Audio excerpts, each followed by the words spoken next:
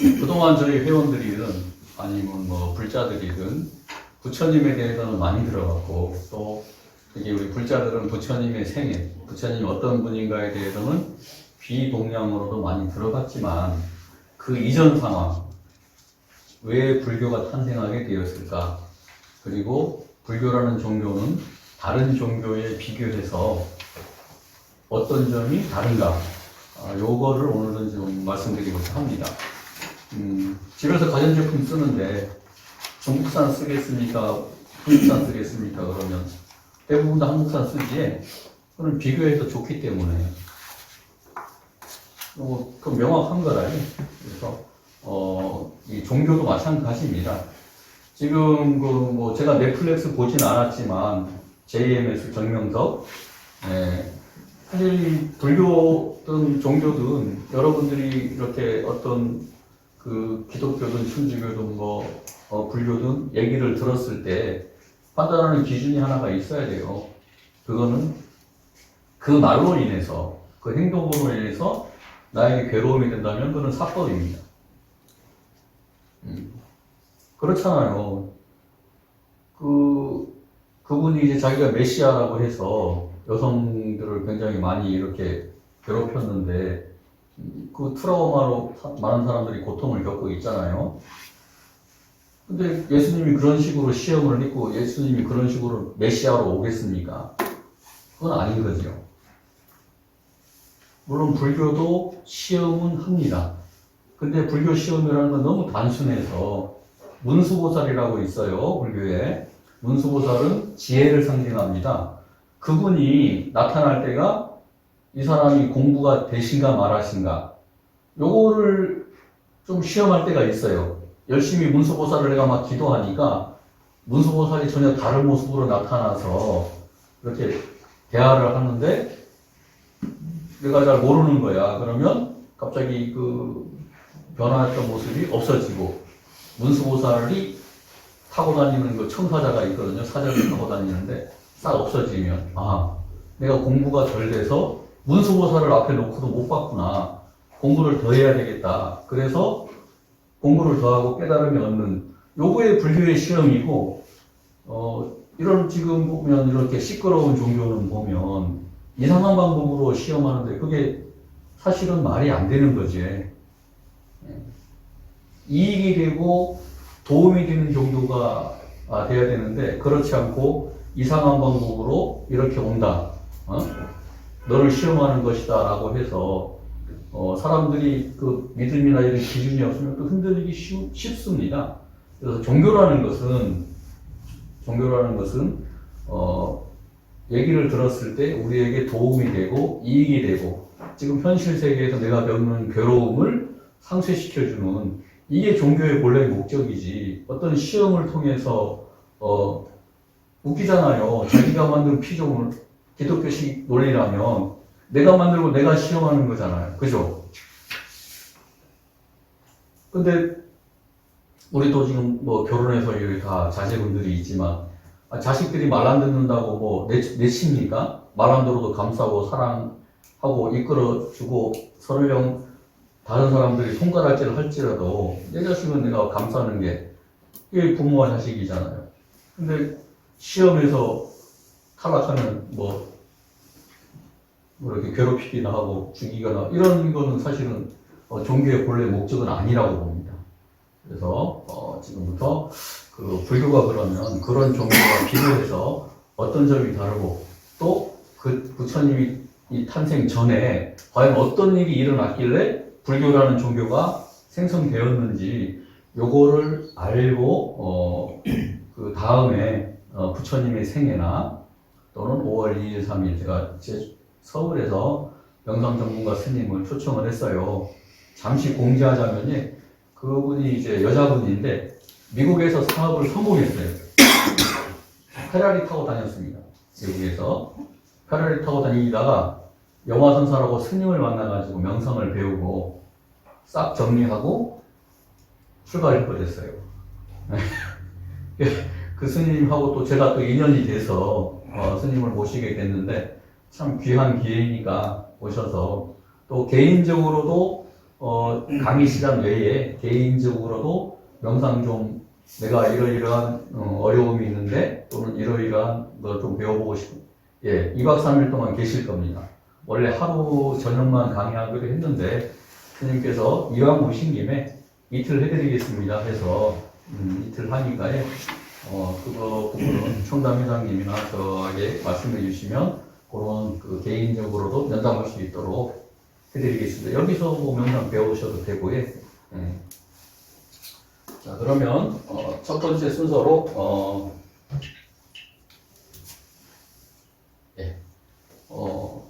당시에 그 불교가 탄생한 게 지금부터 2600년 전이거든요. 그러면 지금부터는 3500년 전으로 가겠습니다. 3500년 전으로 가서 그때부터 2600년까지의 일을 제가 말씀을 드릴 거예요. 여러분들 첫 순서가 인도의 자연 환경과 종교의 탄생이죠? 네. 예.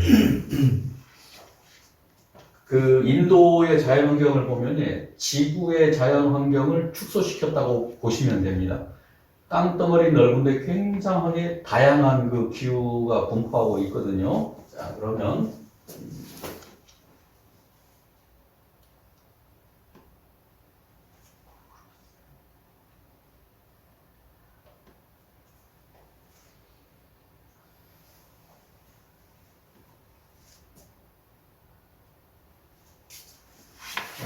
바로 인도가 나왔네.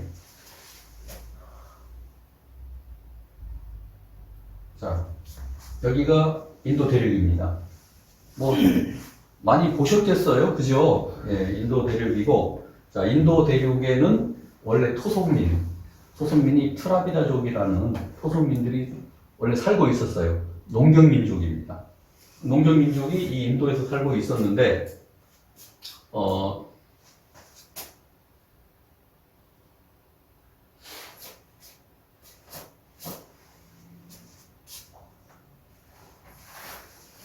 여기 조지아 보이시죠? 빨간색으로 할까요? 조지아. 아제르바이잔, 여기가 아르메니아라고 있습니다. 들어보셨지? 네. 안 들어봤습니까, 아르메니아? 들어봤습니다. 예. 제 무료 강의니까 대답이라도 잘해야 이 나라 세 개를 코카서스 삼국이라고 합니다. 코카서스 삼국. 이거 뭐 세계사 시간에 다 나왔던 거예요. 왜 코카서스 삼국이냐 그러면 여기 산맥이 보이시지? 자, 보시면 파란색으로 표시해 드릴게요. 요 산맥. 요게 코카서스 산맥이에요. 요 코카서스 산맥 아래에 있는 세 나라다 그래서 코카서스 삼국이라고 합니다. 요게 약 1400km가 돼요. 여기에 유목민 이름이 아리안족이었어요. 이 아리안족이 유럽 전체로 퍼집니다. 이 아리안족의 특징은 유목민족이었어요. 유목민족하고 농경민족은 늘 대립과 정복과 전쟁의 역사라고 보시면 돼요. 고대는 만리장성에 북경 그 흉노족, 그 유목민, 몽골족 얘들을 막기 위한 밑에 농경민족들의 그 몸부림인 거예요. 자, 그래서 여기서 퍼져나가는데 독일로 가서 게르만족이 됩니다. 히틀러가 그렇게 열광했던 게르만족. 영국으로 가서 앵글로색슨. 전 세계로 유럽으로 퍼져나가요. 그 중에 어디까지 오느냐 그러면 이렇게 아프가니스탄, 파키스탄을 거쳐서 인도까지 오게 됩니다. 그래서 인도까지 와서 인도에 있는 트라비다족을 점령하고 그 사람들을 지배하게 돼요. 요게 3,500년 이야기입니다. 그래서 부처님은 조상이 요 아리안족입니다. 그래서 지금 현대적으로 이 아리안족이라고 하지 않고 지금은 인도 유럽인족 종 그렇습니다. 인도 유럽인. 인도와 유럽의 전체로 퍼져나갔다고 해서 인도 유럽인이라고 하는 거예요.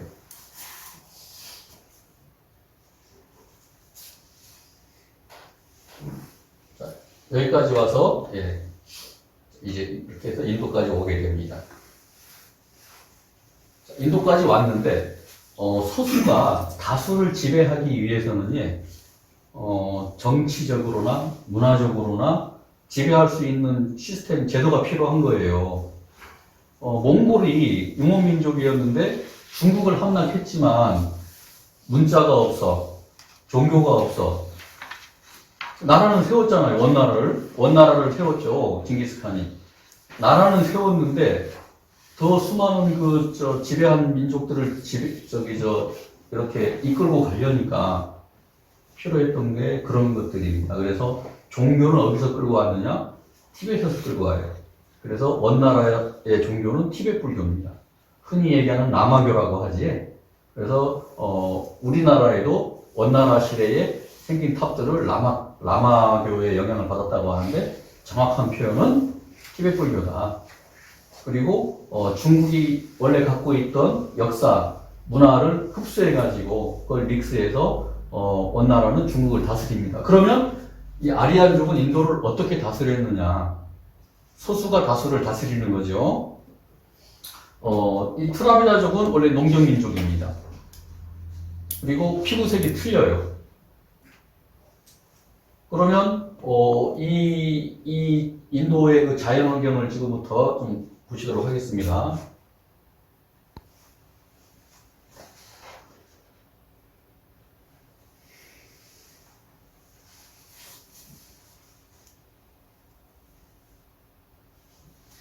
인도의 자연환경은 굉장히 다양합니다. 특히 이쪽에 사막지대.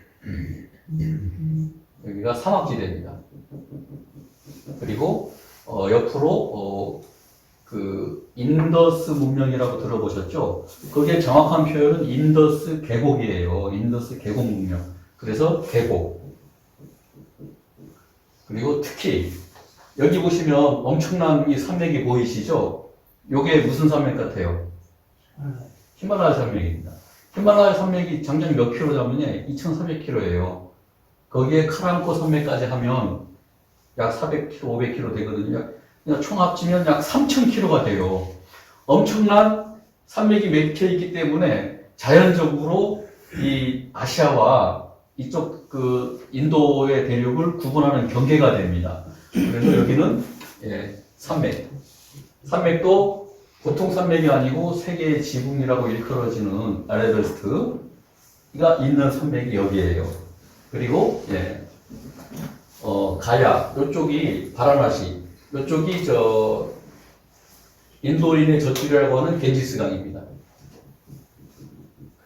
사막 지역 빼고에 인더스 그 문명이 생긴 인더스 계곡하고 겐지스강 사이에는 또 습지가 조성이 되어 있어요. 그리고 중간 하이데바르드 바로 밑에는 고원지대입니다. 그리고 그 밑으로는 열대.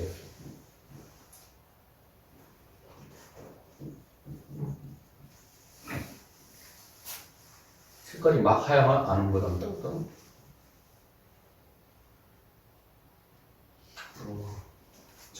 이렇게 하면 벌써 인도의 자연환경을 보시면 겐지스강, 산맥, 습지, 협곡, 사막, 고원, 열대. 이게 그래서 인도의 자연환경은 지구의 자연환경을 축소시킨 것이다. 그럼 왜 이 얘기를 제가 할까요? 그 당시는 정복전쟁은 모든 노동력은 모든 부는 농경민족에서 나왔기 때문에 어떻게든 전쟁을 통해서 다른 나라를 농경민족을 정복을 해야 돼요. 그러면 바로 그 정복당한 나라 사람들은 노예가 됩니다.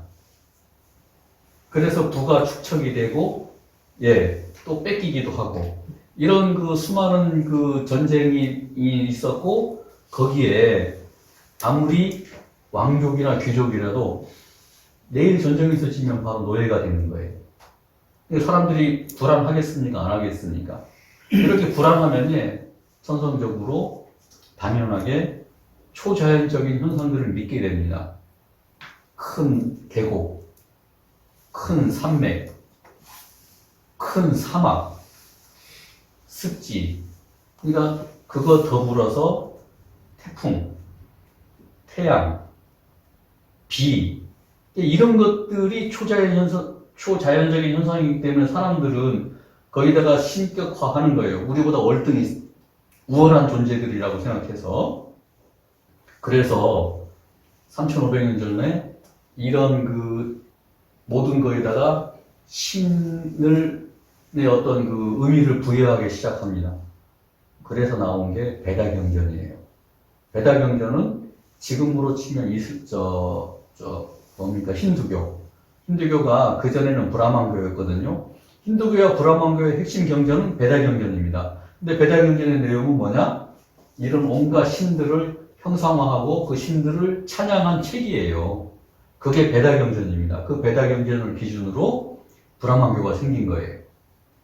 그래서 좀 저는 미개하다고 봅니다. 왜 그러냐면 그때는 과학이 발달 안 했으니까 태풍이 오면 뭐 어떤 초자연적인 현상이 오는갑다. 신이 성질 났나 보다. 이렇게 믿을 수 있지만 지금은 뭡니까? 과학적으로 다 규명이 돼가지고 자연현상이잖아요. 그죠? 자연현상인 것 뿐인 거예요. 지금도 인도에 가면 온갖 신들 많잖아요. 그 온갖 신들이 여기서 파생돼가지고 신격화되고 형성화된 거예요. 그거를 찬양한 게 베다경전이고, 그 베다경전을 기준으로 해서 탄생한 종교가 브라만교입니다. 자, 그러면 브라만교는 그렇게 해서 탄생을 했는데, 브라만교에서는 카스트 제도라고, 카스트 제도는 안 들어보신 분은 어실 거고, 나의 카스트 제도. 예. 즉, 이 카스트 제도는 지금까지 인도인들이 뿌리밖에 인도 가보시면 알겠지만, 지금도, 이 하층민들은 참 생활이 비참합니다. 제가, 느낀 바로는 50년대도 우리나라가 그보다 나았다고 봐요. 아직도, 예, 소가 똥 싸는 데가 위치가 정해져 있습니다. 소가 똥 싸는 데는 그 찝을 깔아놔요. 다른 데 똥 싸면 혼나는가 봐. 네. 거기다가 똥을 싸잖아요. 그러면 그 찝하고 이겨가지고 그거를 땔감으로 씁니다. 지금도 그래. 그거 내가 가서 직접 보니까 막 비비고 막 그 빈대떡 모양으로 만들고 그래요. 그래서 인도가 사실은 중국보다 많아요. 숫자를 다 못 세서 그렇지. 인도에서는 15억이라고 지금 하거든요. 왜 15억이라는 인구를 갖고도 선진국이 못 되고 중국보다도 지금 후달리는가? 저는 이 카스트 제도라고 봅니다. 아예 그 계급 간에는 철저하게 막아요. 감히 그 이상이 올라갈 수가 없어요. 그래서 인도가 선진국되고 더 부강한 나라가 되는 건 불교 인구가 느는 것밖에 없다. 불교 인구는 평등하니까.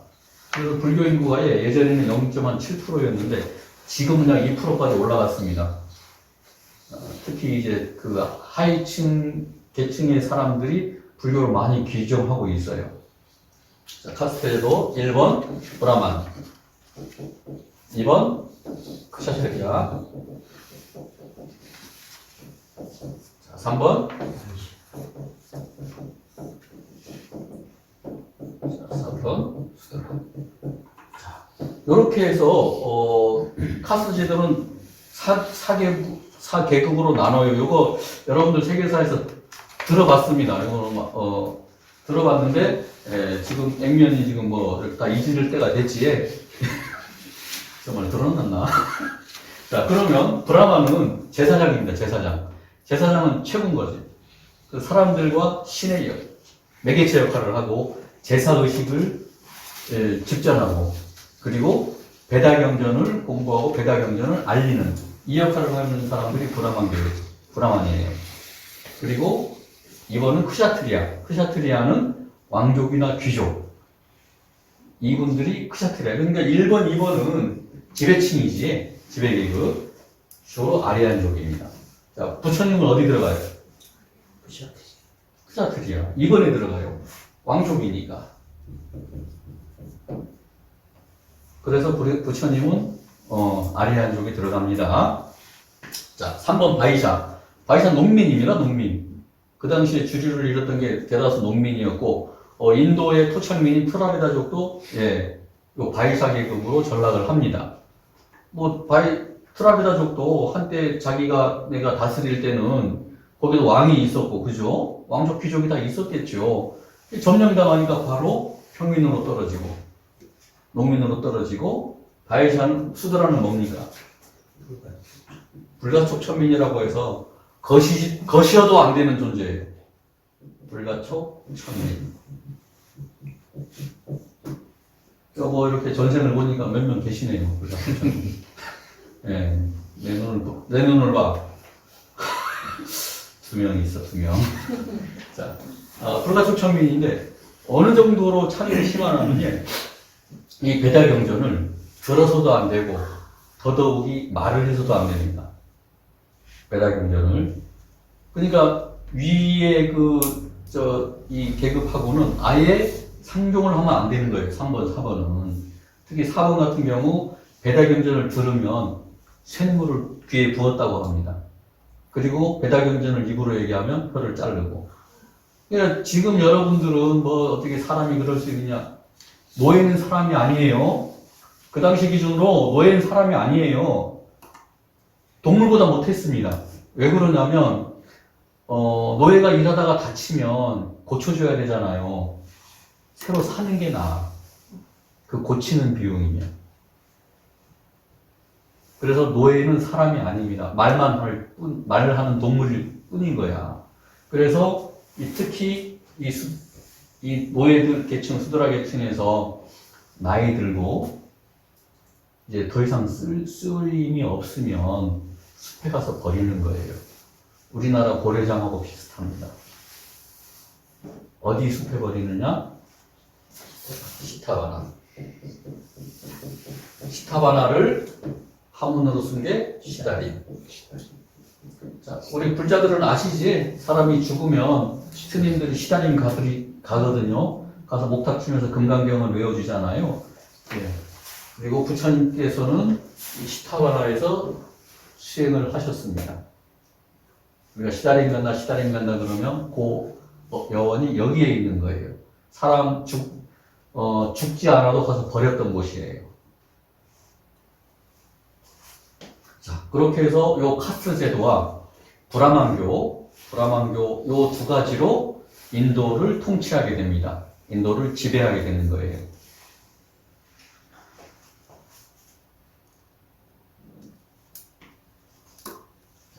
그리고 여기서 이제 자연환경은 지금 알아봤고, 그러면 사회적 배경으로 가보겠습니다.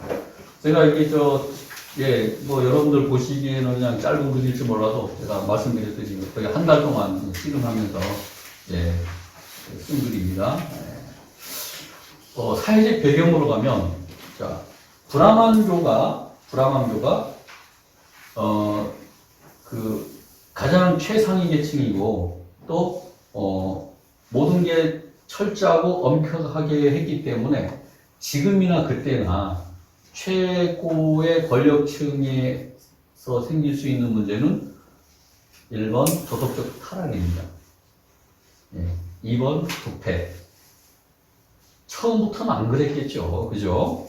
근데 이게 권력이 독점되다 보면 반드시 생기는 문제입니다. 그로 인해서 망하는 것이고, 그로 인해서 또 다른 나라가 생기고, 요거는 뭐 필연적인 거예요.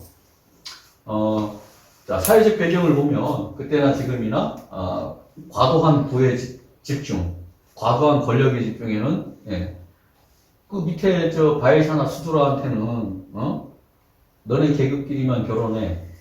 하면서, 자기들은 거기서 마음에 드는 여자, 마음에 드는 노예, 마음에 드는 땅을 소유하니까, 그게 부패 문제가 안 터지겠습니까? 당연히 부패 문제가 터지는 거예요. 근데 그 사람들만 부패 문제 터지면 좋은데, 이 권력과 부가 세습이 된단 말이에요. 예전 고대 시대에는. 그죠? 권력과 부가 세습되다 보니까 그 새끼들이 또 지랄이에요. 지금 우리나라하고 똑같습니다. 우리나라 지금 권력층의 자제분들 하는 게 보면, 마약하고, 그죠? 뭐 우리가 모르는 그런 일들이 뭐 별천지라고 하는데 저는 뭐 자세히 모르겠습니다. 내가 이제 아버지 어머니를 잘못 만나서 제가 부잣집에 못 태어나 가보질 못했습니다. 그런 쪽에. 제가 봤을 때 여러분들도 뭐 보니까 저하고 뭐 그닥 큰 차이 없어 보입니다. 어저께 로또 대수다 손 들는 사람 뭐 손 들어보십시오. 자, 그렇게 해서 과도한 부의 집착, 과도한 권력의 집착은 반드시 그런 도덕적 타락을, 이거는 동서고금을 막론하고, 늘 발생하는 일입니다. 그래서 뭐가 발생하느냐 그러면 새로운 사상들이 발생을 하게 돼요.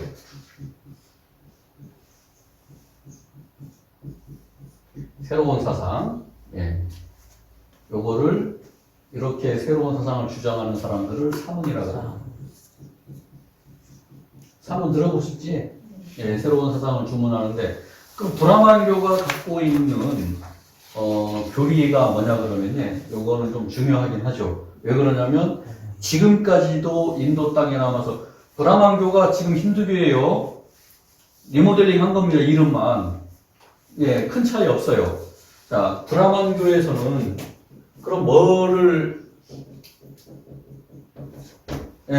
주장했기 때문에 과연 이 부패한 그 권력층도 문제였지만,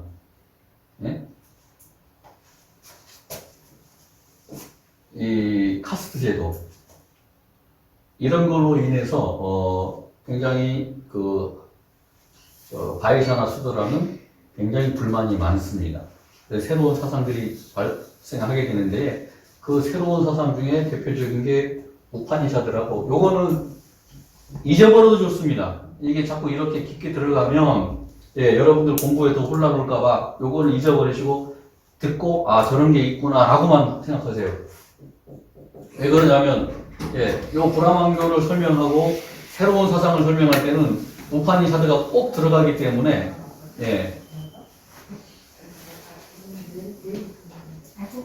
어서 오세요. 들어오십시오.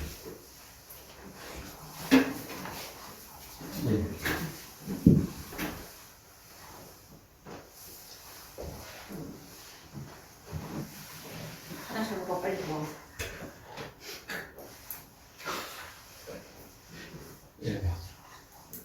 그 미모의 여성분들 들어오셔서 제가 잠시 앉고 시작하겠습니다. 저를 고르겠어요. 뭐, 15개 준비해 놓아서. 네, 이거. 같이 가도 돼. 아니, 일단 따로 없어. 여보세요? 반갑습니다. 안녕하세요. 고맙습니다. 여기가 저희 제주불교 청년회관에 처음 오신 분들한테 죄송하지만 들어오긴 쉬워도 나가기 어렵습니다. 오늘 제가 얘기한 거 60점 받아야 집에 갈 수 있습니다. 그러니까 집중해서 잘 듣고 혹시 나는 여기서 자겠다, 얼마든지 숙식 제공을 합니다. 라면도 있고. 브라만교에 대해서 설명하고 있어요. 그 당시에 주류가 브라만이었고 모든 인도인의 사상의 뿌리가 브라만에 있습니다. 브라만교가 이제 그런 부패로 인해서 문제가 생기다 보니까 새로운 사상이 등장하는데 그게 바로 우파니샤드예요. 자, 그러면 브라만교가 뭐냐 그러면요, 브라만교 범아일녀로 정리됩니다. 범아일녀로 정리가 돼요. 자, 브라만교 이 범아일녀가 뭐냐 그러면요, 브라만교 힌두교에서는 브라만이라는 대브라만 신이 이 우주를 창조했다고 해요. 모든 걸 창조신이에요. 우리 브라만이. 이 브라만이 창조를 하고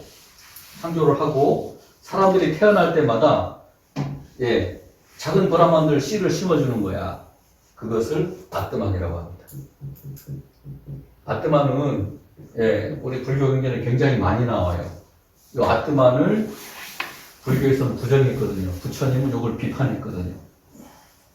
자, 그래서 아트만을 자아라고 하기도 하고 진아라고 하기도 하고 참나라고 하기도 합니다. 이런 아뜨만, 브라만 신이 여러분들 마음에 아뜨만을 하나씩 심어준 거야. 그러면 열심히 배달경전을 공부하고 브라만교의 교리대로 수행을 하면, 해탈은 불교 용어가 아니고 먼저 여기서 나온 용어예요. 브라만신과 내 안에 있는 아뜨만이 합쳐진다고 합니다. 그래서 해탈하게 된다는 게 브라만교의 주장이에요. 그래서 우리 마음 속에는, 우리에게는 변하지 않는 실체 아뜨만이 있다. 그 변하지 않는 실체 아뜨만이 뭐냐? 자아라고 하고 진나라고 하고 참나라고 한다. 근데 부처님은 이걸 부정하신 거죠. 부처님은 헐 장난해? 무아야. 한때 우리나라 템플스테이에 굉장히 유행했던 말이 참나를 찾아서, 자아를 찾아서였습니다. 쏙 들어갔지. 그건 브라만교 주장이에요. 작년까지만 해도 예수불교 신문에 참나를 찾아서 순전히 불러가지고 좀 그만하고 쪽팔리고 죽어지켜. 지금까지 이거 쓰는 거는 우리 제주도밖에 없다. 아무도 얘기를 안 하는 거야. 응? 우리 불교는 철저한 무아 사상이에요. 제가 무아에 대해서 설명드리겠지만, 참나, 진나, 자아, 요거는 진짜 실체, 진짜로 존재하는 나가 있다, 이 뜻이거든요. 영혼 불멸하는 실체가 있다 그러는데, 우리 불교에서는 무아, 실체가 없다라고 합니다. 지금부터 그 얘기를 좀 해드릴게요. 브라만교에 아주 정통한 외도가 하나 있었어요. 사작가라고. 이름이 사작가입니다. 이 사작가하고 부처님이, 그러니까 요거를 하기 전에, 자, 아함경 혹시 들어보셨는지 모르겠네요. 아함경. 니까야는? 들어왔습니다. 네. 니까야는 동남아 국가에서 쓰는 용어고, 아함경은 동북아시아에서 쓰는 용어예요. 비슷합니다. 즉, 초기 불교의 어떤 가르침이라고 보시면 돼요. 근데 여기에 아함경은 총 183권으로 되어 있어요. 엄청나지? 안 엄청나? 아니, 한 권 읽는 것도 힘들어 죽겠는데, 183권이에요. 그래서 너무 많으니까 구분을 합니다. 장암, 중암. 뭐? 중일라. 또 자바함이 먼저입니다. 잡아함, 증일아함. 자, 이렇게 아함경을 네 개로 구분을 하고, 니까야는 5개로 합니다. 지가니까야부터 마체마나까야 5개로 하는데, 잊어버려도 좋습니다. 이게 초기 불교의 부처님의 그 말씀하신 건데, 183권이지만, 불교 그 경전의 특징은 뭐냐? 자꾸 같은 얘기가 반복적으로 나와요. 조금 비틀기도 하고. 요 손가락을, 우리 예를 들어 청담을 가리키는데, 우리 불교 청년의 회장님이잖아요? 집에 가서는 회사에서는 사장이고, 이런 식으로 하나를 가리키는데 다양한 표현을 쓰는 거예요. 그래서 보면 장암에는 주로 외도와의 대화, 중암은 외도 불복, 장암은 교리, 이런 식으로 구분이 됩니다. 여기서 이 장암이라는 거는 아함경 중에서도 굉장히 긴 것들만 골라서 넣어서 장암이라고 그러거든요. 여기가 외도와의 대화가 거의 대부분 내용이에요.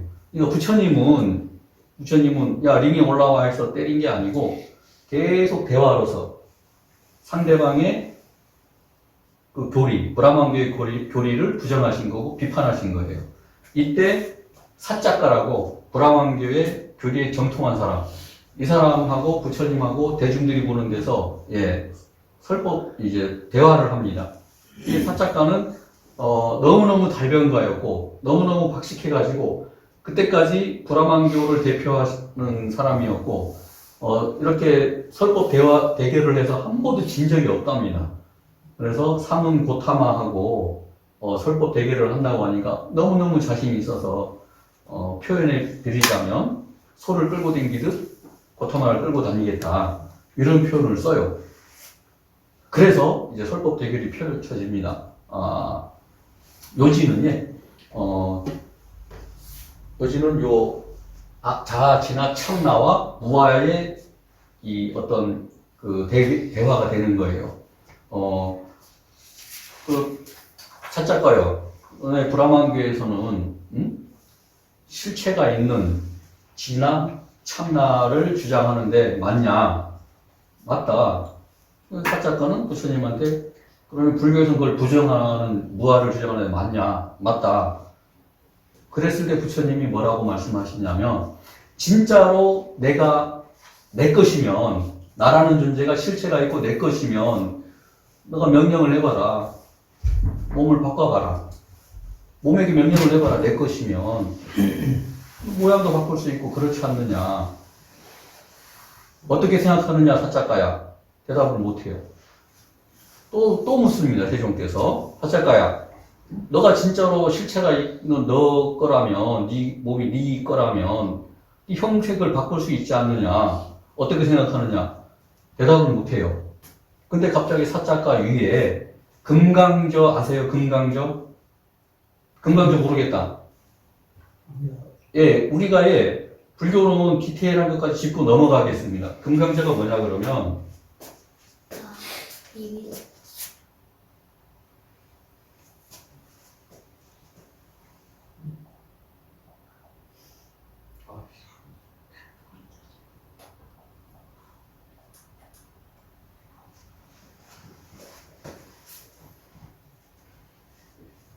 예, 요게 금강저입니다. 예, 절에는 하나씩 다 있어요. 어떤 금강저를 보여드릴까요? 요런 거는 독금강이라고 합니다. 하나짜리. 그리고 3개짜리는 3금강, 5개짜리는 5금강, 9금강까지 있어요. 주로 홀수로 나갑니다. 자, 요거 한번 볼까요?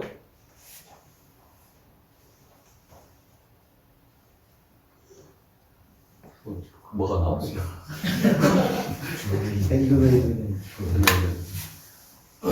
자, 요게 금강저입니다. 이 금강저가 사자가 머리에서 빙빙 돌아요. 그러면서 금강 역사가 나타나서 하늘에서 사자가에게 뭐라 그러냐면 세종께서 3번 질문했는데 대답을 못하면 너 머리를 7으로 쪼개버리겠다 얘기합니다. 그 말은 세종 듣고 사자가만 들어요. 그런데 세종이 또 한 번 질문을 합니다. 그때는 이제 그 사자가는 너무너무 겁이 나가지고 막 땀을 흘리고 있었죠. 사자가야, 진짜로 네가 네 몸이라고 생각하고 실체가 있다고 생각한다면 네 몸을 한번 바꿔봐라. 명령을 해봐라. 네? 그랬을 때 사자가가 사문 고탐하여 실은 그렇지 않습니다. 라고 자기네 그 참나, 진화를 부정하게 돼요. 그리고 부정하고 그 다음은 고타마에게 귀의를 하고 이런 게 사실은 장암의 논리예요. 그리고 중암까지 그렇게 됩니다. 요거 이제 금강저라 그러는데 요 금강저는 서양에서는 제우스가 갖고 있는 번개막대기를 우리 불교에서는 금강저라고 합니다. 요거는 이제 제석천이 들고 있는 무기인데 벼락을 치는 무기예요. 요 금강저를 갖고 제석천이 아수라하고 한번 싸우거든요. 그래서 이긴 게 제석천이 이깁니다. 아수라 신이 그렇게 굉장히 큰 신들이고 싸움의 신들인데 제석천에게 지는 게 요 무기 때문에 진다고 해. 그 전쟁이 붙어요. 수미산에 패권을 두고 엄청나게 전쟁이 일어났는데 얼마나 참혹했겠어요. 그죠? 번개로 막 지져보니까. 그래서 그 반경을 아수라장이라고 하는 거예요. 지금도 쓰죠. 아수라장.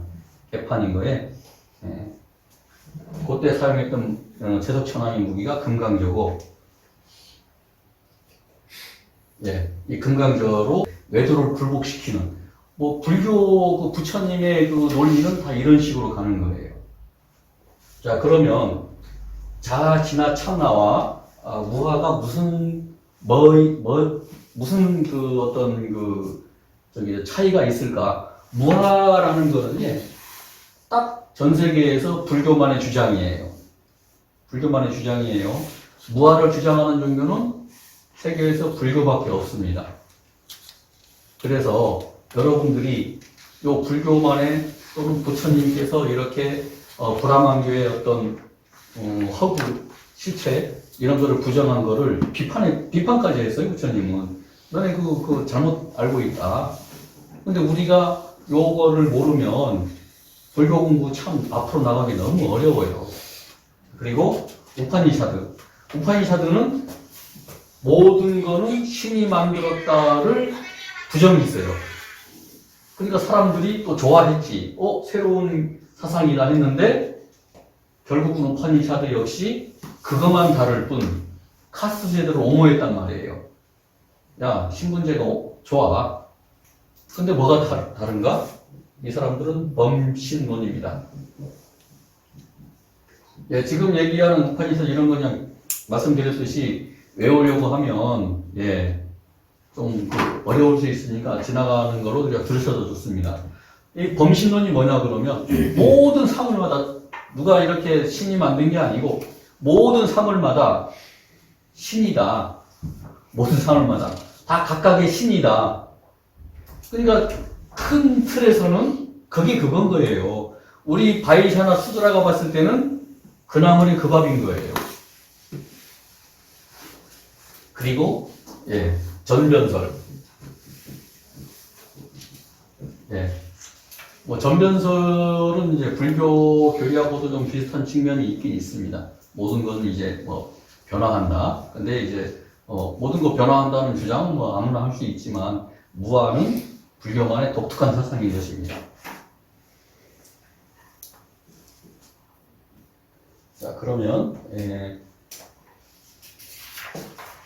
무아에 대해서 좀 설명을 해보겠습니다. 한문으로 무자는 없을 무자예요. 없을 무자. 그리고 나하자. 한문 표현으로만 보자면 내가 없다 이건데 사실은 그렇게 하면 이게 불교 교리적인 측면으로는 이해가 되질 않습니다. 부처님 경전 중에 그 수많은 경전 중에 가장 많이 나오는 말이 나예요. 이거를 나라고 표현하지 않고 오온으로 표현합니다. 오온. 나라는 표현을 안 쓰고 오온이라는 걸 써요. 이 오온이라는 표현이 부처님 경전에 약 6,700번 나와요. 엄청난 겁니다. 아니, 좋은 말 3번만 보라도 귀에 피날 것 같은데 6,700번 고를 정도니까 이게 사실은 이걸만 깨닫는 것도 불교 공부 진짜 다 하는 거나 마찬가지인 거죠. 오온이라는 건데 5가지 집합체라는 뜻이에요. 5가지 집합체. 색, 수, 상, 행, 식. 조금 어려울 수 있어요. 한문이니까. 색은 우리 몸을 무르고 있는 물질을 뜻해요. 그리고 나머지는 정신작용입니다. 즉, 나라고 하는 것을 분해해 보면 물질과 정신으로 이루어진 하나의 집합체일 것 뿐이지 우리가 죽어서 해체가 되면 남는 게 없다. 실체가 없다. 고정불변하는 실체가 없다.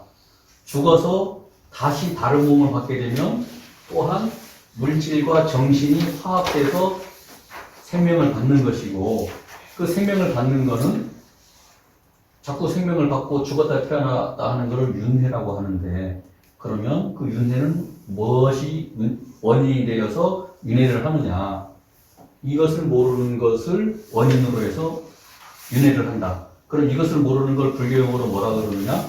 무명이라고 해요. 무명. 그래서 이 무명을 깨치지 않고서는 우리는 깨달음에 이를 수 없을 뿐더러 계속 윤회할 수밖에 없어요. 난 다음 세상에 안 태어나고 싶어요. 꿈 깨세요. 무조건 태어날 수밖에 없습니다. 안 태어나려면요, 굉장한 수행을 해서 아라한가를 가다든가 그렇지 않으면 예, 다음 생에 무조건 예, 죽는 순간 다시 태어날 수밖에 없어요. 그게 불교의 윤회론입니다. 그리고 불교에서 추구하는 것은 그런 무명을 깨쳐서 윤회를 하지 말자, 깨달음을 얻자, 영원한 행복을 얻자. 요것인 것이죠. 자,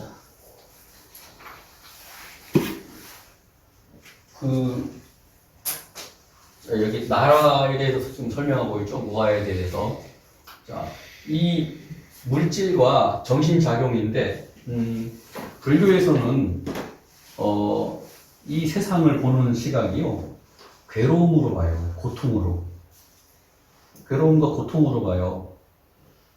나는 뭐, 샤넬백 걸치고 행복한데, 네? 나는 뭐, 강남에 30평 아파트에 사는데, 현대백화점 가서 쇼핑하고 잘 사는데, 결국은요, 그런 물질적인 행복은 그 조건에 의해서 만들어진 행복이기 때문에 그 조건이 닿으면 그 행복도 흩어지게 되는 거예요. 그러면 그 물질적인 행복을 얻기까지의 좋은 일도 했겠지만 안 좋은 일도 했을 것이고, 그죠? 그리고 그걸 이룩하면 마치 내 것인 양 영원히 갈 것처럼 이렇게 착각을 하고 있는 것을 아집이라고 해요. 이것은 내 거다라는 거예요.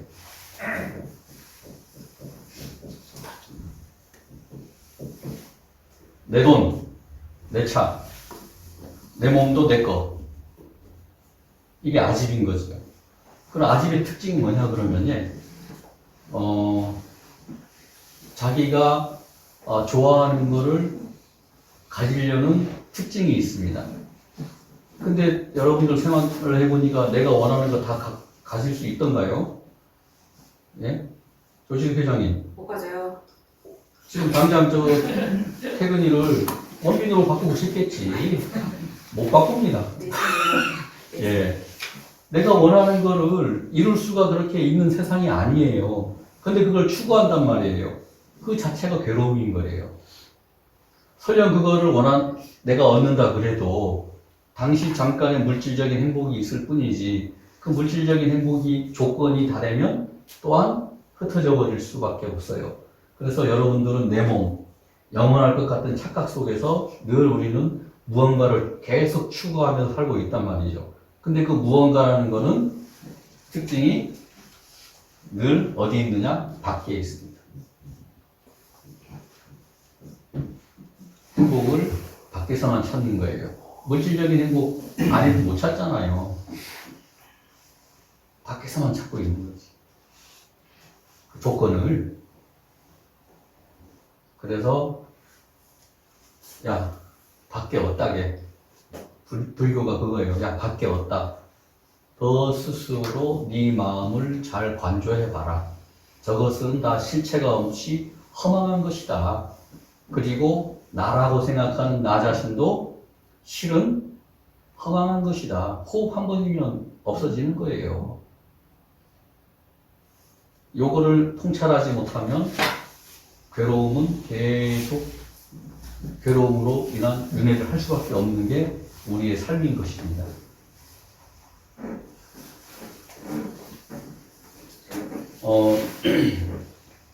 우리가 음식을 먹으면 내 것이라고 하는 아집이 생기면 어떤 일이 생기냐면요, 이걸 내가 어떻게 이분들에게 좀 설명을 쉽게 할까? 설명 쉽게 하게 잘 생각이 안 나더라고. 그래서 우리가 음식을 먹으면 화장실 가서 배설을 해야 되잖아요. 그죠?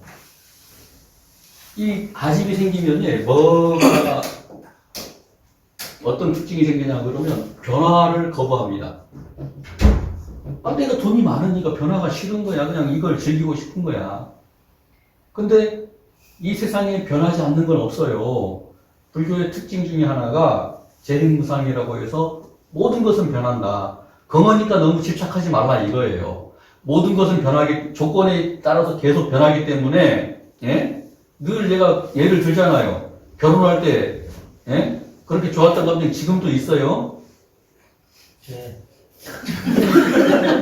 좋겠다. 아, 좋으시겠어요. 예. 예. 거짓말하고 큰일 나. 상대방도 그렇게 생각하고 있는 거잖아. 네? 결혼 뭐 한 20년, 30년 돼봐. 그렇답니다. 야, 씨, 아침에 눈 뜨지 좀 마, 씨. 그런 거예요? 예. 야, 오늘도 눈 떴냐? 죽은 척 하고 있다가, 와이프 나가면 일어나서 라면 먹고, 예. 이게 사실은, 예, 변화하는 거를 인정을 해야 돼요. 내 것이라고 아집이 생기면 변화하는 걸 인정을 못 합니다. 자, 음식을 먹으면 배설을 해야 되잖아요. 요거는 필연적인 변화예요. 그죠? 근데 나 안 싸. 이게 좋아. 이건 거예요. 아집이 생기면 이게 그냥 갖고 있는 게 좋은 거야. 근데 결국은 안 쌉니까? 싸죠? 안 싸는 거죠. 싸잖아요. 네. 그게 변화가 아집을 이기는 거예요. 그러면 뭐가 발생하느냐? 또한 괴로움이 발생하는 거예요. 그래서 우리 불자들이 이 변화하는 거에 대해서 인식을 잘해야 됩니다. 변화는 받아들여야 돼요. 왜 한숨 쉬세요? 자, 제가 그러면 몇 번입니까? 기존 사상과 부처님 사상의 차이로 한번 가볼게요. 자, 그 당시에 그 3,500년 전, 그리고 부처님이 탄생하기까지 약 800년에서 900년 세월 동안, 새로운 사상들이 우후죽순처럼 생겨요. 그게 몇 가지 사상이 되냐 그러면 약 300가지. 엄청 많죠? 엄청 많은 거예요. 300가지 사상이 막 난립을 합니다. 근데 300가지가 다 공통적인 게 뭐냐? 야, 우리가 진리다. 진리는 300개인 거야. 진리는 하나죠. 299명은 구라치고 있는 거잖아요. 아니면 300명이 다 구라칠 수도 있는 거고. 그래서 부처님이 이 300가지 주장하는 놈들 딱 데이터를 내보고 딱 필터링 해보니까 얘네 주장을 전부 추려보니까 3가지로 추릴 수 있어요. 이것이 바로 그 유명한 삼종 외도설입니다. 즉, 이 외도라는 거는 불교에서 봤을 때 외도예요. 기독교에서 뭐라고 합니까? 이단. 똑같은 말이죠. 기독교에서는 이단이라고 하고 불교에서는 이걸 외도라고 그래요. 삼종 외도설. 이 외도들이 주장하는 걸 이렇게 다 데이터를 내보니까 3가지로 추려지더라. 이게 삼종 외도설이고 부처님은 이 삼종 외도설을 강력하게 비판했어요. 그러면 그 삼종 외도설 한번 보겠습니다. 뭐 1시간 지났는데 좀 쉬시겠어요? 예, 저는 제 마음이니까 그냥 하겠습니다. 여러분들 쉬겠다 그래도 그냥 하려고 그랬습니다. 제 성격을 잘 아시는 분들이라서. 자, 존우 화작설. 요걸 줄여서 존무설이라고 줄이고, 예. 쉬운 말로, 유신론. 예. 또는 신의론이라고 합니다. 자, 두 번째는 승명론. 그냥 쓸게요. 승명론. 자, 세 번째는, 무연론. 요거는 이제 자료에 제가 잘 만들어 놨으니까. 부처님이 보니까 얘네가 요거 3개 가지고 전부 추려보니까 요 3개 범주를 못 벗어나는 거예요. 근데 제가 보니까 이 3개 범주, 지금도 이 3개 범주에 다 들어가는 거예요. 자, 존화작설이 뭐냐 그러면 모든 것은 신이 지배했다. 신이 창조했다. 모든 것은 신이 창조했고 우리의 삶은 신이 지배를 하고 있는 거예요. 지금 어디 종교입니까? 기독교 종교가 똑같은 주장을 하고 있는 거예요. 그리고 숙명론. 모든 거는 너가 지은 업보의 결과일 뿐이다. 받아들여라. 이게 숙명론인 거예요. 그리고 무연론. 요거는 모든 것은 신이 창조한 것도 아니고 우연히 일어났다가 우연히 없어진다. 이게 무연론이에요. 자, 그럼 하나씩 보게요. 우선 1번이 맞다 그러면 모든 것은 신이 창조했고 모든 것은 신의 지배를 받는다 그러면 2번, 3번은 말이 안 되는 얘기지. 그렇잖아요? 그리고 업보도 아니고 원인도 결과도 없이 우연히 일어난다고 하는 거 주장 자체가 얘들이 말이 안 되는 거로 서로 까고 있는 거예요. 그 당시에. 모든 걸 신이 창조했다 그러면 숙명론이나 우연론이 나올 수 있겠습니까? 자, 그러면 존호화작설, 존호설, 유신론. 모든 것은 신이 창조하고 모든 것은 신의 지배를 받고 모든 것은 신의 뜻이다 라는 게 당시의 그 주요 사상이었는데 이 사상을 보면 불교에서는 부처님은 이걸 강력하게 부정을 하셨죠. 뭔 소리냐? 뭔 소리냐? 사람에게는 가장 고귀하다 우리는. 그리고 고귀한 존재는 자유의지를 갖고 있는 존재다. 중요합니다. 자유의지. 여러분들은 여기 이제 청담 회장님이 이제 그렇게 문자를 보내서 왔지에 자유의지로 왔습니까? 네. 자유의지로 온 거예요. 신의 뜻으로 왔습니까? 네. 신의 뜻이 이 주장이 맞다 그러면 우리는 학원 다닐 필요가 없고 열심히 직장에서 노력할 필요가 없습니다. 신의 뜻인데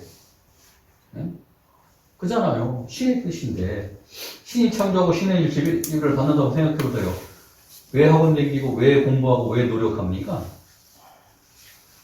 말이 안 되는 거잖아요. 그죠? 모든 게 신이 지배를 받는다 그러면. 그래서 부처님은 이래서 유신론을 부정하고 유신론을 비판하신 거예요. 두 번째 숙명론. 제가 숙명론에 좀 포커스를 찍겠습니다. 왜 그러냐면 우리 불자들도 여기에 빠져요. 우리 불자들도 숙명론에 빠져가지고 모든 건 업보다, 모든 건 업의 결과다. 근데 부처님은 그걸 부정했거든요. 자, 모든 건 네가 과거에 지은 업의 결과다. 봅시다. 과거에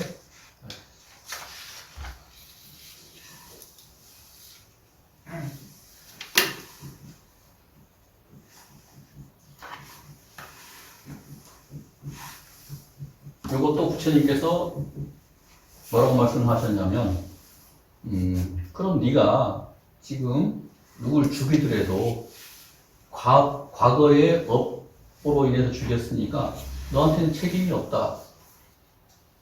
과거에 가서 따져라. 그 말인 거예요. 쉽게 설명하자면 걔가 청담을 한 대 때리면 그건 과거에 지은 업보에 의해서 때린 거기 때문에 너 죄 없어. 이 말인 거예요. 이 말로 부처님이 설명을 하셨어요. 그러면 이 숙명론이 불교와 좀 유사한 점도 있지만 그러면 불교와 뭐가 다른가? 요게 제가 여러분들께 오늘 드리는 그 메시지라고 할 수 있습니다. 그러면 불교에서는 분명히 과거에 지은 업은 존재를 해요. 씨를 뿌리면 나무가 자라죠. 원인을 지었기 때문에 결과가 생기는 거예요. 그럼 불교는 뭐가 틀린가? 제가 요거를 어떻게 하면 쉽게 요걸 설명해 볼까? 사실은 좀 고민을 했거든요. 그러다 문득 마당에 심어놓은 감나무가 보이길래 감나무 사진을 찍어 왔습니다. 우리 집 감나무가에 그 5일장에 갔다가 제가 몇 년 전에 심었는데 정말 열매 잘 열어요.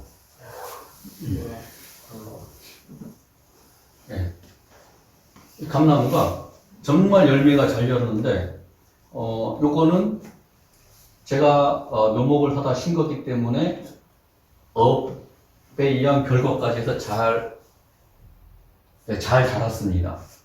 그럼 요거는 숙명론인 거죠. 업에 의한 결과이기 때문에. 그죠? 요거는 누구도 부정을 못 해요. 그러면, 접붙인 것까지 제가 보여드리겠습니다. 근데 저는 싹둑 잘라버렸습니다. 싹둑 자르고 새로운 품종으로 접붙이기를 했어요. 요게 불교적인 것이라고 보시면 됩니다. 내 자유의지를 가지고 내 착한 어떤 업을 지으면 그 숙명론, 그건 바꿀 수 있다는 게 불교의 교리인 거예요. 그대로 받아들이는 게 아니고 내 자유의지를 가지고 선업으로서 그걸 변화시킬 수 있다는 게 불교 교리인 거예요. 그래서 접붙였더니, 예. 그저께 찍으신가? 예. 새싹이 막 올라왔수다. 예. 아마 이제 빠르면 원래 내년쯤에는 열매가 열릴 것으로 생각하는데, 예, 여러분들 와서 혹시 따갈까봐 CCTV를 달았습니다. 그러니까, 오지 마시고, 마트에서 사다 드세요. 태추감입니다. 예. 보시면, 누가 또 끈으로 묶으면 여기로 막 올라온 데는 해가지고, 끈으로 묶었는데, 이렇게 우리가 원인과 결과는 늘 뚜렷해요. 숙명론처럼 뚜렷하지만, 불교는 거기에서 내 의지를 가지고, 내 의도를 가지고, 그걸 바꾸는 거예요. 바꾸는 행위, 변화시키는 행위가 숙명론과 불교의 차이인 거예요. 좀 비유가 적절했습니까? 예. 네. 아니 말고. 예.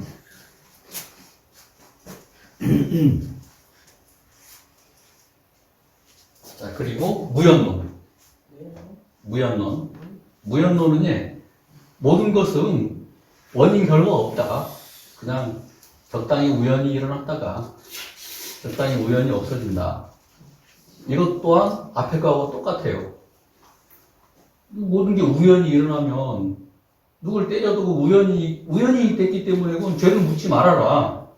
우연히 때린 건데 원인도 결과도 없는 거야. 그럼 우연론이죠. 우연론. 그러니까 우리가 여기 우라고 나와. 우연히 연기가 없다는 거예요. 예. 어떤 우리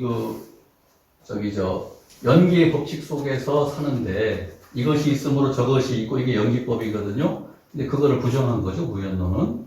자, 그래서 요 세 가지를 부처님께서는 강력하게 비난을 하셨고 요거에 대해서 부정을 하셨습니다. 그리고 나온 게 불교의 교리 무아론인데, 그러면 지금부터 무아론은 잠깐 말씀드렸지만요. 그러면 요렇게 이제 원인도 말씀드렸고 불교가 탄생하기 이런 거를 부정해서 불교가 탄생했다고도 말씀드렸잖아요. 그리고 모든 것은 괴로움이다. 모든 것은 괴로움이다. 불교에서는 그렇게 모든 걸 괴로움이라고 얘기를 해요. 그러면 해결책도 제시를 해야 되겠죠. 그죠?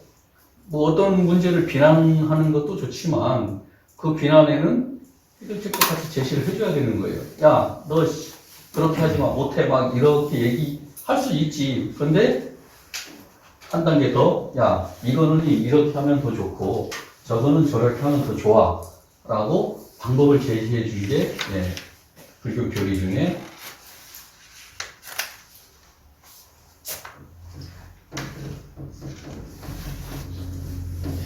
아까 말씀드렸듯이 아함경은 부처님의 초기의 말씀을 전부 집대성한 거예요. 자그마치 183권. 그 중에서 가장 중요한 교리가 12처설입니다. 그래서 여러분들은 요 12처설 오늘 설명 듣고 이해를 하시면 끝입니다. 진짜 불교 공부. 끝이에요. 왜 그러냐면 부처님 제자들이 부처님 일체하는 도대체 일체가 뭡니까? 이 모든 것 일체가 도대체 뭡니까? 12처 끝. 딱 그렇게만 말씀하셨어요. 이 모든 일체는 12처 안에 들어간다. 그래서 또 12처까지 오늘 좀 알아볼 건데 12처까지만 공부하고 조금 이해하시고 정말로 불교 공부 쉬워집니다. 이 12처 안에 설명이 다 되거든요, 사실은. 12처라고도 하지만 또 6개를 더 붙여서 18개라고도 해요. 18개. 그 경계할 때 그 개예요. 예. 그 일요일날 성공스님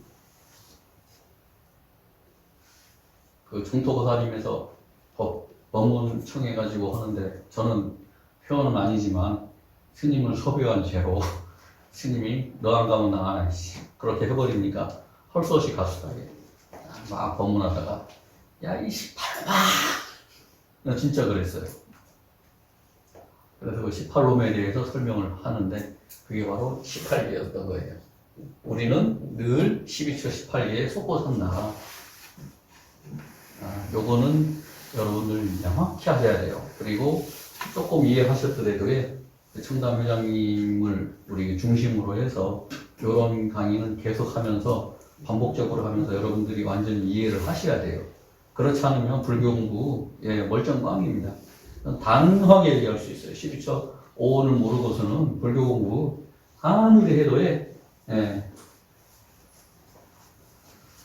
자, 12처를 알아보겠습니다. 12처 들어보신 분 혹시 우리 몸에는 6가지 감각기관이 있어요. 그 이상은 없습니다. 그 이하도.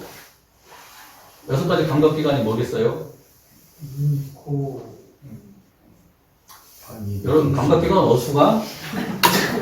아비 솔씨. 아유 우리 회장님께서 안, 이, 설, 신, 의.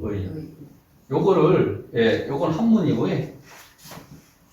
우리는 말로 풀어 드려야 될 것 같죠? 자, 뭡니까? 눈, 이, 귀,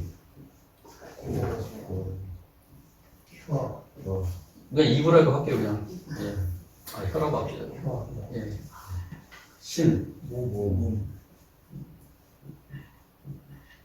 의, 생각, 뜻, 던져봐. 뭐. 정신. 오, 정신 누가 말씀했어요? 감사합니다. 성함이 어떻게 되세요? 잘 맞추셨어요. 양예선. 계속 없어요. 요거는 설명을 드리도록 하겠습니다. 자, 그러면 이게 몇 개입니까? 6개죠? 요거를 6개의 뿌리. 우리 몸의 뿌리라 그래서 육근이라 그래요. 뿌리 근자 써가지고. 자, 그러면 눈은 무슨 역할을 합니까?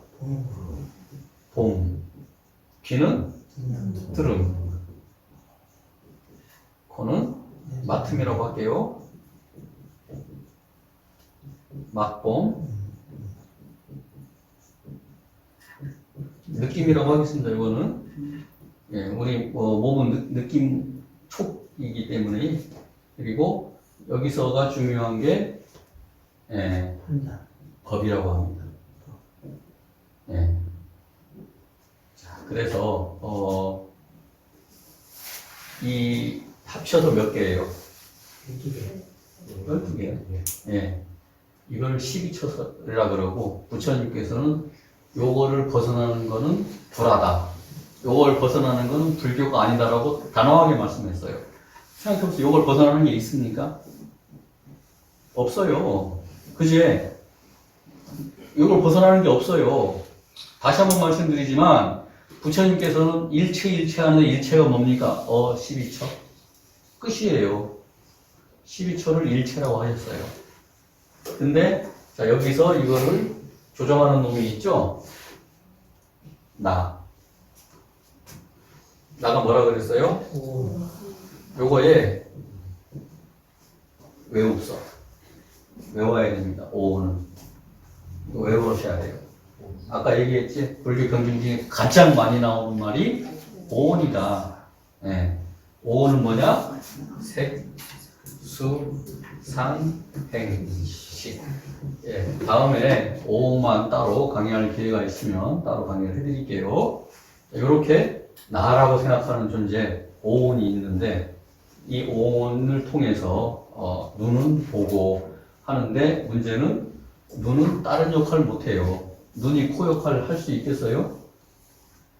눈은 멍청해가지고 보는 것밖에 못하고 귀는 멍청해서 듣는 것밖에 못해요. 딱 하나씩밖에 못해요, 애들은. 그런데 우리 불자들이 이렇게 12처 공부하고 6군 6경을 공부하는데 좀 모르는 거, 명확하게 설명이 안 되는 부분이 요거예요. 오늘 요거만 확실하게 이해하면 대성공입니다. 대성공. 의는 생각, 뜻, 정신 다 맞지만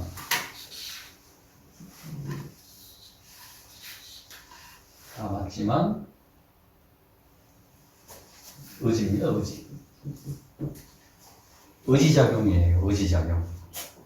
네, 의지예요. 생각은 의지하고 좀 틀리죠. 생각만 해서 의지가 일으킬 수도 있고 안 일으킬 수도 있잖아요. 그죠? 근데 반드시 이건 의지로 보셔야 됩니다. 그리고 법은 뭐냐? 법은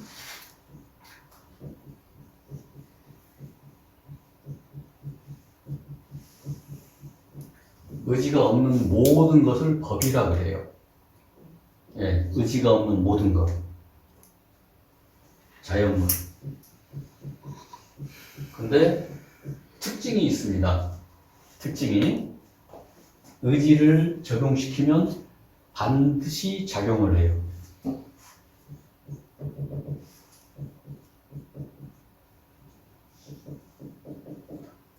상응하는 작용을 해요. 내 의지를 갖고 쓰니까 글 쓰이죠. 여러분들 의지를 갖고 볼펜을 들고 쓰니까 쓰이고, 그죠? 의지가 없는 것들은요, 의지를 가지고 여기다가 대입시키면 반드시 작용을 하게 돼 있어요. 그래서 요거를 12처를 일체법이라고 하는 거예요. 여기서 벗어나지 못한다. 여기서 절대 못 벗어난다. 그래서 12처라고 하고, 우리 인간은 신의 지배를 받는 게 아니고 의지 작용을 가지고 대상을 컨트롤 한다. 즉, 브라만교는 창조를 했고, 우파니샤드처럼 모든 신들이 인간을 지배한다. 근데 신들의 어원이 어디였어요? 자연이었죠. 초자연적인 현상. 초자연적인 현상이 인간을 지배한다는 게 그쪽 사람들의 주장이고, 불교는 거꾸로 우리가 의지를 갖고 우리가 지배를 하는 거예요. 요게 불교와 지금 그 당시에 브라만교의 가장 극명한 또 차이이기도 합니다. 그래서 불교는 하나하나의 개체를 가장 소중한 존재로 보고 가장 자유의지를 가진 너가 부처라고 얘기하는 게 그런 거예요. 신의 지배를 받는 사람한테 너가 부처라고 하면 그거 믿겠습니까? 여러분들은 이 세상에서 가장 고귀한 존재고 자유의지를 갖고 행동하는 주체자인 거예요. 여러분들 자신이 바로 우주인 거예요. 자, 그래서 의지를 갖고 적용을 시키면 반드시 작용을 하고, 특징이, 그리고 이 법은 의지가 없는 것하고 이 의지가 없는 이거를 자연물에 종속을 시키는 겁니다. 그래서 요 육군 안입이 설신 의의 의와 그 색선양 유촉법에 이 색성향 미촉 이게 한문어로도 써주게 봄 드름하니까 요거는 색이라고 하고요. 성, 향, 미, 촉. 이렇게 하면 조금 더 이해가 되시겠지. 우리 미각, 청각 뭐 그런 거 할 때 색성향 미촉법. 요 범주 안에서 다 벗어나지 못하고 그러면 우리가 마음을 어떻게 내느냐. 마음을 이 대상에 두지 말라는 얘기예요. 여기에다가 마음을 두면 무슨 일이 발생하느냐?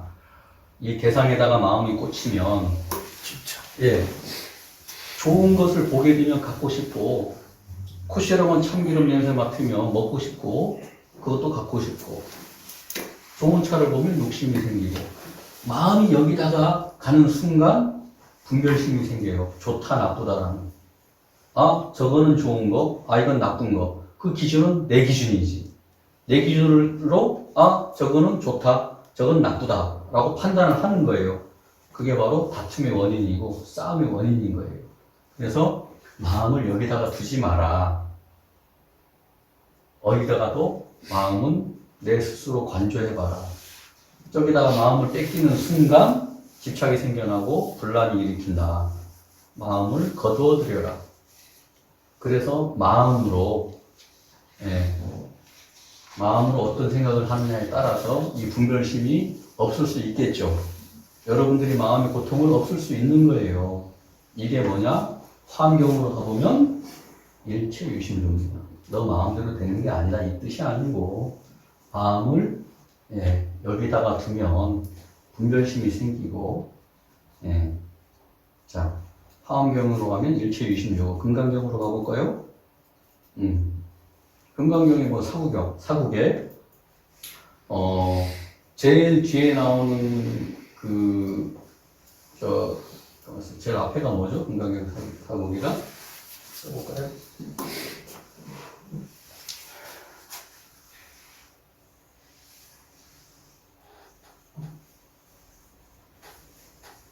금강경 혹시 안 읽어보신 분도 있죠? 어수가? 다 읽어봐, 수가? 예. 금강경 사국에가 이제 금강경을 대표하는 건데, 이거 똑같은 말이에요. 예. 뭐 앞에 거 빼고 그냥 뒤에 거만 해도 약이 색견화. 그러니까 만약에 색으로 부처를 보려고 하는 자는 시인 행사도 사도다. 잘못된 길을 가는 사람이다. 자, 색이 어디 있어요? 여기 있죠. 약이 색견화. 약이 색견화. 만약에 색으로 부처를 찾으려 그러면 이음성부와 성 어디 있어요? 들음. 만약에 소리로 부처를 구하고자 하면 이런 사람들은 다 헛방이다. 허망한 것이다. 잘못된 것이다. 불능견열, 열애를 절대 볼 수 없다. 이 뜻인 거예요.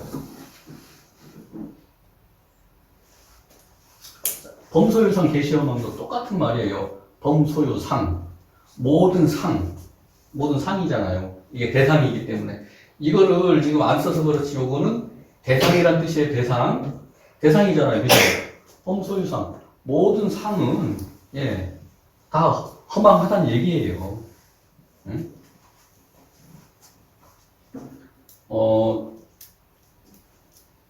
숙명론에 대해서 얘기하다가 하나 빼뜨렸네요. 그리고, 우리 그 금강경 중에 제일 늦게 나오는 게 일체유의법이라고 들어보셨나 모르겠네요. 써볼게요. 예, 일체유의법. 영웅왕포영. 예, 영몽왕포영. 여로영조. 뭐 여로영묘전 뭐 이렇게. 음전. 이게 또 막 쓰면 또 여러분들, 예, 그냥 지나가세요. 여로영묘전 뭐 이렇게 해서 나오는데, 이게 금강경 사국의 맨 마지막 장에 나와요. 무슨 말이냐? 일체유의법. 자, 일체유의법. 일체. 이렇게 우리가 조건으로 유의법. 만들어진 법은, 예, 영웅황푸영. 다 꿈 같고, 파도의 거품 같고, 예. 그래서 요거를 바로 볼 줄 알아야 하느니라. 이렇게 금강경 사국에 나중에 나오는 말입니다. 그래서 우리가 늘 마음을 줄 때는 여기다가 두면 안 되는 거예요. 아시겠습니까? 네. 예, 아까 숙명론, 예, 숙명론에 뭐, 예, 빠먹은 게 있는데, 요거까지 하고, 예, 끝낼게요. 힘듭니까? 아니요. 재밌어요? 네. 아까 누가 비명 소리 질러? 어? 제가. 아, 비? 좋아서 질른 거라고 얘기해줘. 아무 소리도. 저희는 뭐 이렇게 대답을 쥐어 짭니다. 제가 이게 간단하게 문제를 하나 내려고 준비해 온 게 있는데, 지금 우리가 코로나 3년이 지났잖아요. 그죠? 코로나 3년이 지났잖아요. 코로나가 업의 결과다라고 생각하시는 분. 이건 우리가 업보다 어차피 손 들릴 거보다. 예, 말려서 손 들리지 말고 내 생각을 얘기해 보세요. 그건 아니다. 아니다. 뭐 우연히 생겼다. 아니면 뭐 다른 이유가 있다. 다시 한번 코로나는 업의 결과이다. 그 아니다 그러면 아니다. 나머지 엎드려 버텨. 왜 이렇게 말을 안 하고 판단이 안 서요? 안 서요? 때려도 업이라고 하는데. 예? 때려도 업이라고 하는데 맞는 것도 업이고 때리는 것도 업이라고 하면 예. 코로나는 당연히 업이라고. 업이라고 보세요? 응. 예. 그러면 제가 하나 얘기 드려볼게요. 1억 6천만 년 전에 백악기 시대에 공룡들이 멸종을 했어요. 75%가. 엄청나게 멸종했죠. 업입니까? 기후변화인데. 생각해보세요. 업입니까? 공룡들이 그럼 그 전에 그렇게 단체로 몰살당한 죽을 만한 업을 지었다고 생각하세요? 예. 선생님. 예. 요거는 업으로 보는 건 굉장히 무리가 있습니다. 요거는 존재의 진화론으로 봐야 돼요. 인류의 진화론. 예. 이건 업으로 설명하기에 문제가 있습니다. 예. 공룡들이 뭐 서로 잡아먹었겠지요. 물론 그랬다고 해서 그렇게 그 빙하기가 와서 한꺼번에 쌍끌이 죽고 이런 거는 업이 어떤 숙명론적인 거라기보다는 기후변화도 진화론이에요. 우리가 지나가는 과정인 거예요. 우리 회원들에게 제가 말씀드렸지만 비누가 나오기 전까지 우리 인간의 평균 수명 몇 살인지 아세요? 조선시대에? 40. 예. 그거는 양반 이상 가문이고 왕족들도 여자들은 조금 더 살아서 50대 중반이고 그 이하 다 죽었어요. 업입니까? 지금은 80세까지 사는데 존재의 진화론으로 보셔야 돼요. 여러분들 80살까지 살 업 지어가지고 사는 거 닮은 거야? 꿈깨요. 예? 업이라고 하면 다 빨리 죽어야지. 예? 계속 수명이 늘어나잖아요. 이런 거는 업의 영향이라고 얘기해도 되겠지만 불교적인 거는 그렇게 맞는 표현은 아니고 진화론적으로 봐야 되는 거예요. 다윈의 진화론 참 위대한 거지. 예? 자, 그렇게 해서 우리가 그 불자들이 흔히 빠지기 쉬운 업, 업은 얼마든지 내 자유 의지에 있어서 바꿀 수 있다. 그러면 마지막으로 이제 한 말씀 드리고 드리도록 하겠습니다. 선업과 악업을 구분 짓는 거에 대해서 말씀을 드릴게요. 들이내기들도 아니고 선업은 뭡니까? 착한 일이고 악업은 이게 어디 가서 도둑질을 하거나 이런 건 다 악업인지 알죠? 그죠? 나쁜 짓인 줄 아는데 요거를 이제 인연법으로 불교에서는 풀이합니다. 자, 아까 그 의지작용을 하면 자연물 또는 의지가 없는 거는 반드시 작용한다고 했잖아요.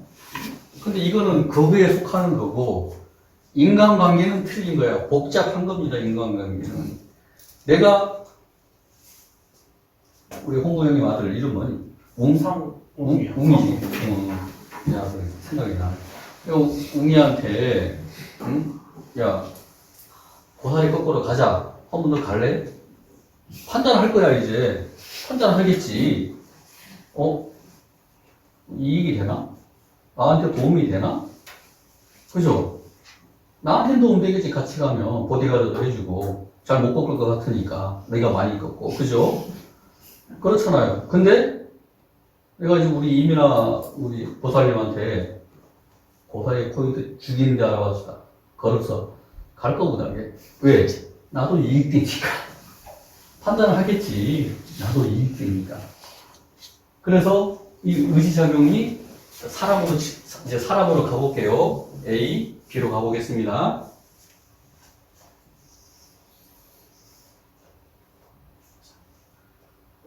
어떤 의지를 갖고 B에게 제안을 해요. 근데 반드시 작용 안 합니다.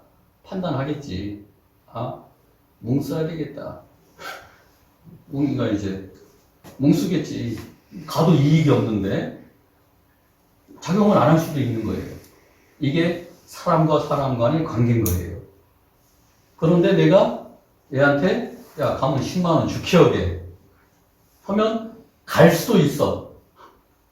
20만 원 주면 가겠지. 왜? 이익되니까. 자, 불교에서는 선업과 압업을 구분짓는데 상대방의 입장을 이해해서 상대방이 도움되는 걸 제시했을 때를 선업이라고 해요.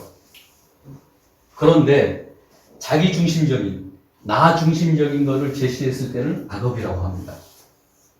우리가 도둑질하는 건 다 나쁜 짓이고 쓰레기 줍는 건 다 좋은 건 다 알잖아요.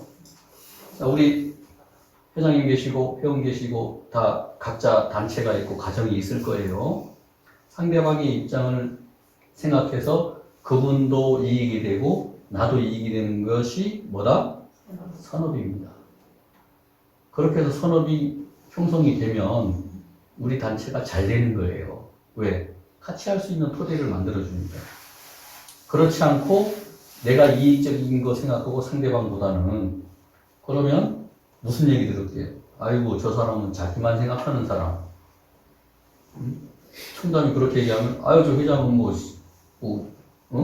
우리를 뭐 어떻게 이렇게 해서 불만이 될 수 있습니다. 이게 악업인 거예요. 그래서 선업과 악업은 그렇게 기준을 잡으시면 여러분들이 사회생활하고 가정생활하고 단체생활하는데 도움이 될 겁니다. 그동안 대위주의 내 사고방식, 나에 집착했던 또 생각들을 버리시는 그런 계기가 됐으면 좋겠고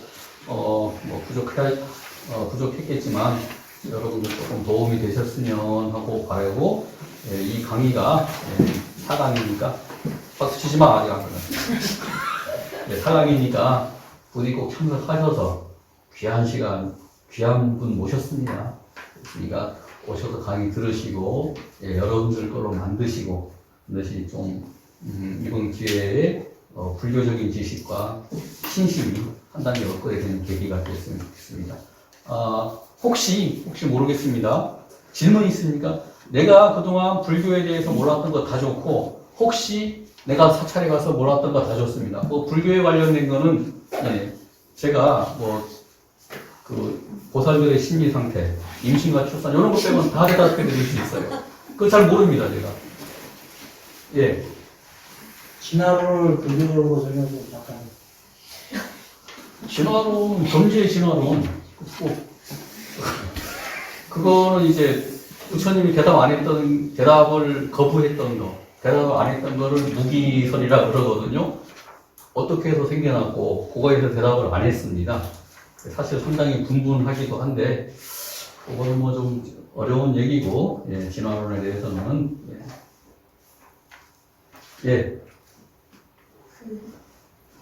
업에 대해서 아까 얘기한 거요. 과거의 업을 불교적으로 그걸 규정하는 게 책임이 과거로 가기 때문이라고 아까 그랬잖아요. 그럼 현재 삶에서 짓는 업들도 지금 제가 자유의지로 그거를 참회? 그런 걸 할 수 있는 거예요. 당연. 지금 제가 아무리 나쁜 업을 쌓았어도. 지금 업을 쌓고 있는 건 아니잖아. 그죠? 과거의 업이 지금 작용을 하고 있어요, 본인한테. 그건 분명합니다.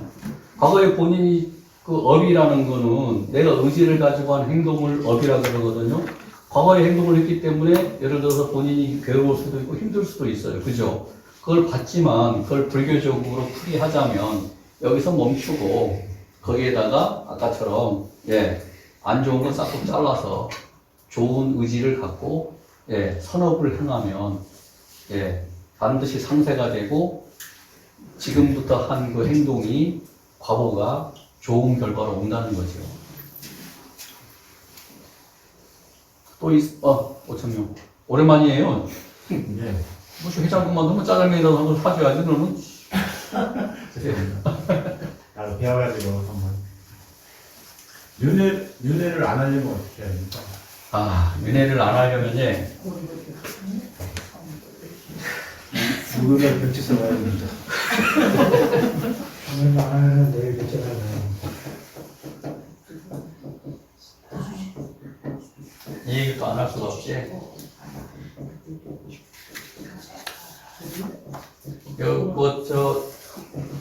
금방 설명 빨리 해드릴게요. 예, 시간은 15분 남았습니다. 제가 조금 일찍 끝내드리고 질문 받으려고 조금 정리하는 거니까. 윤회를 안 하는 것은 어렵습니다. 예, 윤회를 안 할 수가 없어요. 그래서 자살하면 안 됩니다. 자살하는 거는 또 다른 그 과보, 안 태어나면 모르는데 태어날 수밖에 없고 더 안 좋은 영향을 받거든요. 확실합니다. 그래서 부처님 은의 말씀했잖아요. 너는 이 세상에서 가장 존귀한 존재다. 천상천하 유아독존이 내가 뭐 이렇게 잘난 놈이 이 뜻이 아니고 천상천하 이 하늘 아래에 너가 제일 존귀한 존재야. 너가 제일 소중한 존재야. 너 자신이 가장 뛰어난 존재야. 그렇기 때문에 너가 부처가 될 수 있어 이랬던 거예요. 너가 소중하지 않고 존귀하지 않고 그런 사람들이 부처가 될 수 있겠어요? 말이 안 되는 얘기예요. 그런데 윤회를 안 하려면 수다함은 예류자라 그러거든요. 불법의 흐름을 탄 사람, 불법의 흐름에 들어간 사람. 수다함도 윤회를 합니다. 몇 번? 7번. 7번 윤회하고 멈추는 게 수다함이고, 사다함까지만 가도 괜찮습니다. 근데 여기까지는 남녀간의 그런 관계를 갖는 그런 욕계에 사는 존재들이거든요. 윤회를 하기 때문에. 근데 안함까지만 가면 윤회를 안 합니다. 제 그 정거천이라고 나중에 또 기회가 되면 불교의 우주관. 제가 늘 강의할 때 처음으로 하는 게 불교의 우주관입니다. 우리 불교에서 보는 우주관, 이 시스템이 어떻게 돌아가고 있는가를 알아야 또 불교 공부가 또 재미있고 쉽거든요. 여기에서 안함까지만 가도 정거천에 들어가면 더 이상 윤회를 안 하고 깨달음을 얻고 아라는 탐지치 삼종으로 완전히 열렸는데, 자, 여기서 포인트는 탐, 진, 치입니다. 탐은 뭐냐? 탐욕. 진노할 때 화내는 거, 성질내는 거. 치는 어리석은 거. 요 세 가지 시스템을 이해를 하시면 도움이 될 거예요. 자, 우선 치는 잘 모릅니다. 저 인간이 어리석은지 안 어리석은지 보면 모르잖아요. 여러분들 뭐 딱 보면 압니까? 어리석은 인간? 안 어리석은 인간? 몰라요. 혹시 부선이 알아? 뭐 딴 생각하는 것 같아서 찔렀어. 그지? 뭐 이제 우리 도반이 그 요양시설을 오픈을 해요. 많이 이용해 주시고. 여러분들은 가지 말고. 자, 치는 어리석음은 모릅니다. 그래서 무서운 거예요. 이거를 불교적으로는 무명이라고 그러는 거예요. 그러면 이 치는 조직폭력보로 보면 보스. 얘네는 행동대장. 이렇게 보셔야 돼요. 보스가 처음부터 나오고 막 싸웁니까? 안 싸우잖아. 뒤에서 조종만 하잖아. 조종하는 거예요, 이 치는. 근데 무엇이 가장 먼저 일어나느냐?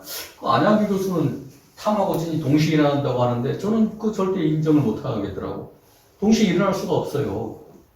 왜? 탐욕이 반드시 먼저 일어납니다. 내가 S23 울트라콘 갖고 싶어. 욕심이 생긴단 말이에요. 그걸 가지면 화는 안 일어나요. 내가 가진 걸 훔치는데 왜 일어나? 근데 그 가진 것을 못 가졌을 때가 화가 나는 거예요. 형수님이 안 사주니까. 네, 그러셨습니까? 예. 이렇게 탐진치는 이 시스템대로 움직여요. 그리고 요 두 개를 조정하는 게 어리석음이에요. 이 어리석음, 탐진치 3, 이거를 불교에서 오죽하면 이걸 삼독이라고 그러겠습니다. 세 가지 독이다. 요 삼독을 열면 윤회는 안 합니다. 그래서 오늘부터는 불교 공부 열심히 하면 무명을 깨트릴 것이고, 그죠? 그 무명을 깨트리면 탐욕이 안 생기지. 내가 내 물건이 아닌가벼? 예. 내가 꼭 필요한 거, 그것만, 내가 가질 수 있는 것만 갖고, 내가 정정당당하게 돈을 벌 수 있는 거고, 그리고 요 시스템대로라면, 내가 헛된 욕심으로 화가 올라오고 있구나. 헛된 욕심이 일어나고 있구나. 이게 어디서 오는가? 무명에서 오는구나. 저것들은 다 실체가 없는데, 내 마음이 아이폰에 꽂혀 있구나. 내 마음이 저 차에 있구나. 마음을 걷어들이세요. 마음을 바깥에서 행복을 찾는 거는 늘 조건지어지기 때문에 그 조건이 나오면 흩어져서 실체가 없다는 거예요. 대답이 좀 됐습니까? 예. 또 오늘 처음 오신 분들 다 이제 완벽해서 너무 모르니까 예. 넘겨. 예. 그럼 자주 오십시오. 예, 자주 오시고 정말로 그 부처님 법을 공부하는 도반들은 정말로 소중한 존재들입니다. 40대까지는 나를 위해 살아요. 불교에 나온 말입니다. 저는 불교 얘기 외에는 제가 좀, 아까도 얘기했지만, 잘 모릅니다. 그래서 40대까지는 다 위주로 살지만, 50대부터는 타인을 위해 살아라, 봉사해라, 이꼬르 공덕을 쌓아라. 왜? 더 늙으면 그 공덕으로 살아야 됩니다. 그래서 여러분들 우리 중년 회원들 그리고 여기 오신 분들은 비방하지 말고 설령 잘못했다 그래도 아까처럼 그분 입장을 좀 이해해 주시고 상대방을 위하고 공덕을 쌓으세요. 까먹지 마세요. 제일 안타까운 게 헐뜯고 비난해서 공덕을 까먹는 거. 이건 정말 애처롭습니다. 이 불교적인 시각 가르치면서 보면 상당히 안타깝고 괴로운 거예요. 그렇게 하지 마시고 좋은 말 하시고 공덕을 쌓아서 남은 인생 어떻게 하자? 행복하자. 자, 감사합니다.